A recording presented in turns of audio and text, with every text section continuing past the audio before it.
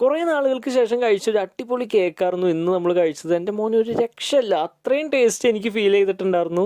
ഇന്നത്തെ ചലഞ്ച് ചെയ്യാൻ വേണ്ട സെറ്റപ്പും കാര്യങ്ങളൊക്കെ സെറ്റ് ചെയ്തതിന് ശേഷം ആരെ കൊണ്ട് ചെയ്യിക്കുന്ന ആലോചിച്ചപ്പോഴാണ് ദേ ഈ ഒരു കേക്കും ഇത് കട്ട് ചെയ്യാനുള്ള രണ്ടുപേരും എൻ്റെ മുമ്പിൽ എത്തിപ്പെട്ടത്.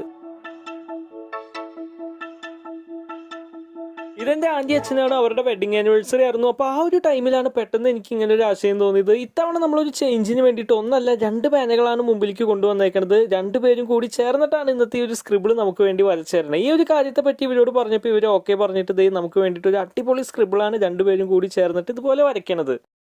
ഇത്രയും ദിവസം നമുക്ക് വരച്ച് കിട്ടിയ സ്ക്രിബിളിൽ ആൻറ്റി വരച്ച സ്ക്രിബിൾ എന്തുകൊണ്ടും കുറച്ച് ഡിഫറെൻ്റ് ആയിട്ട് തോന്നി.